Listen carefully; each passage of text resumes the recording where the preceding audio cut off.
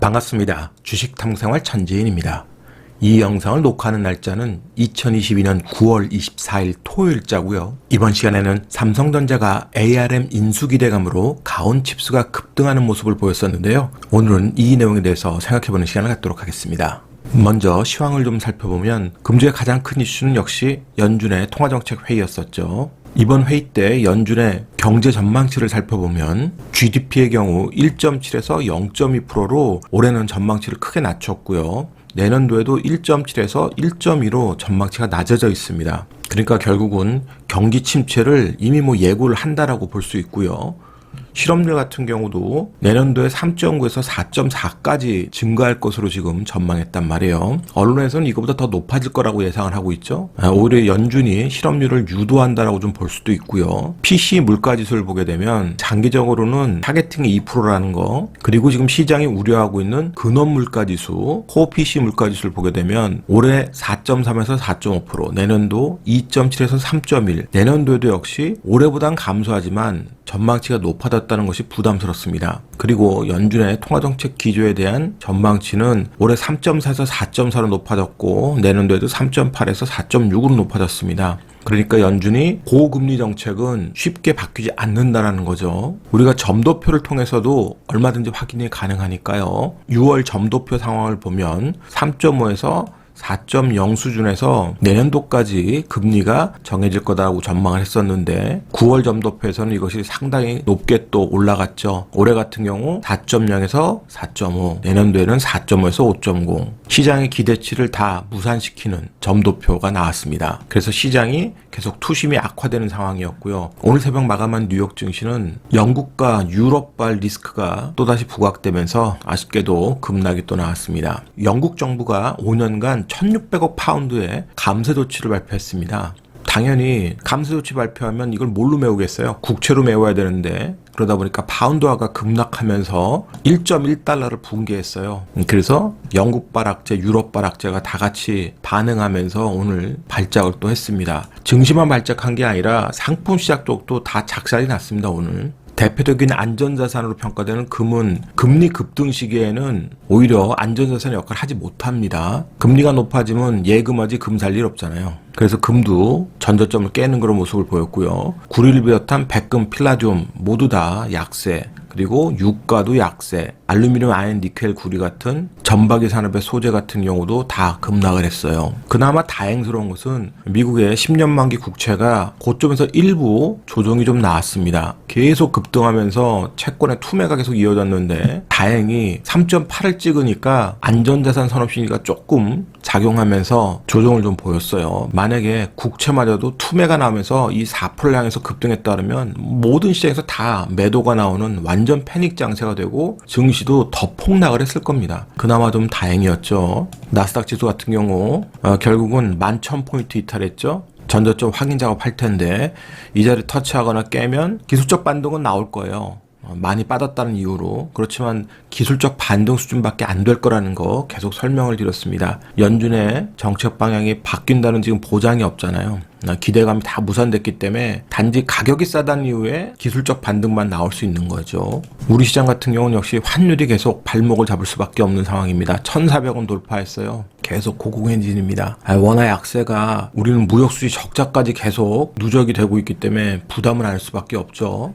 당연히 지수는 다 망가지는 상황, 코스피, 코스닥 모두 전저점 깨도 이상할 게 하나도 없다 그랬습니다.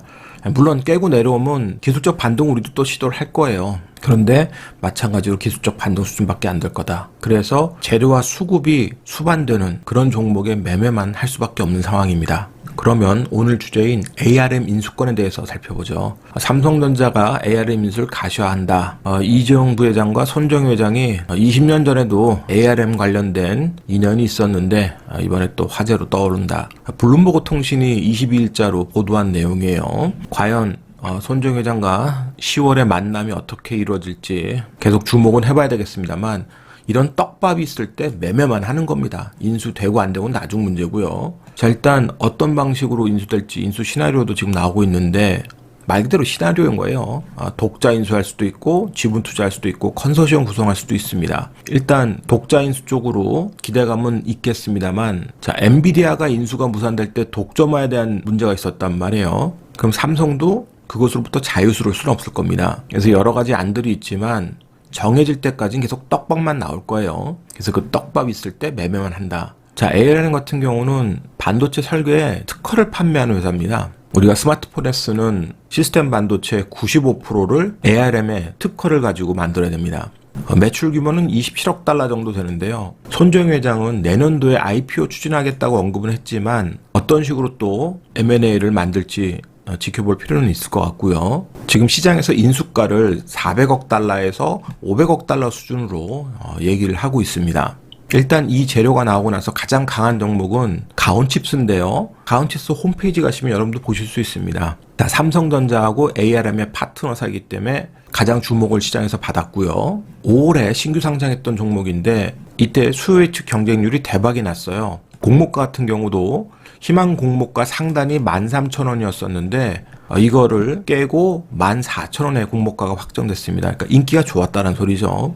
그리고 지금 주가도 거기에 화답을 좀 하고 있고요. 하지만 신규 상장주이기 때문에 보호해소 물량이 풀리는 때를 좀 주의하셔야 돼요. 자, 3개월은 일단 지났기 때문에 물량이 풀려서 400만 주 정도 유통이 되고 있고 앞으로 6개월이 되는 시점에서는 140만 주 이상이 또 풀립니다. 그래서 지금 10월 달에 손정희 회장과의 만남에 대한 이슈, 이 떡밥 있을 때 그냥 매매만 하는 거예요. 6개월 후에 이 물량이 풀리면 주가는 또 순식간에 급락할 수 있습니다. 지금도 이 떡밥 가지고도 급등 나갈 수 있는데 물량까지 풀리면 세력들 입장에서는 부담스럽잖아요. 그래서 항상 그런 부분들을 체크하실 필요가 있고요. 가온칩스의 올해 실적 가이던스 보면 매출액 451억, 영업이익 77억입니다.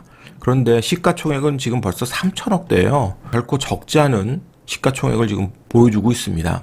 프리미엄이 높게 형성되는 거죠. 반면에 시스템 반도체 기업 중에선 매출액이 큰 AD 테크놀로지 보겠습니다. 삼성전자의 파트너사고요. 작년도 3,200억대 매출에 영업이익 114억 했습니다. 그런데 시가총액은 2천억이 안 돼요. 그렇다고 저평가라고 말할 수 있을까요? 물론 최근에는 동사가 주주 친화책으로 20억 규모의 자사주 매입을 하고 있습니다. 그래도 전반적으로 좀 시장 분위기가 안 좋기 때문에 수급이 있을 때만 매매해야 되고요. 역배열 종목이기 때문에 좀 주의가 필요합니다. 그러면 차트를 통해서 주가의 위치와 전략을 생각해보죠. 가온칩스의 최근 흐름을 보시면 신규 상장 이후에 옆으로 횡보하면서 박스권에 갇혀 있었고요. 저점들을 잘 지지를 해줬습니다. 그리고 반등이 나왔는데 재료가 나오면서 금요일장에 급등을 했어요. 중요한 기술적 자리가 있죠. 바로 직전에 고점을 밟으면서 올라왔던 금요일장의 시초가 28,700원은 종가상으로 절대 훼손하면 안 됩니다. 기술적으로 그게 훼손되면 재료가 소멸됐다고 봐야 될 거고요. 그리고 회전 거래량을 만들었다는 게 의미가 있기 때문에 눌림목 나왔을 때는 분할 매수하고 반등할 때 분할 매도하는 매매 전략은 충분히 가능할 것으로 보여져요. 물론 앞전에 이런 고점 때는 매물 부담을 또 안는 겁니다. 그래서 추격 매수는 절대 하지 마시고 눌림목 나올 때만 분할 매수하고 반등하면 분할 매도한다. 이런 매매 전략이 유리할 거고요. AD 테크놀로지 같은 경우는 기술적으로 반등을 잘 했습니다만 거래량도 150억밖에 안 됐고요. 시가총액이 2천억 미만인데도 불구하고 역배열입니다. 지금 기술적으로 급등한 이후에 계속 역배열로 뚫겨 맞고 있기 때문에 반등하면 역시 다 매물로 걸릴 자리들이잖아요. 매매를 하려면 AD 테크놀로지보다 가온칩스를 매매하는 게 훨씬 더 유리할 수 있습니다. 다음 주도 만만치 않은 시장이 전개되겠지만 재료와 수급이 수반되는 종목들로 매매할 기회를 찾아보세요. 오늘자 한 줄 요약. 떡밥을 던져줄 때만 매매를 한다. 이 영상이 도움이 되셨다면 좋아요, 구독하기 부탁드리고요. 저는 다음 시간에 또 뵙도록 하겠습니다. 고맙습니다. 전지인이었습니다.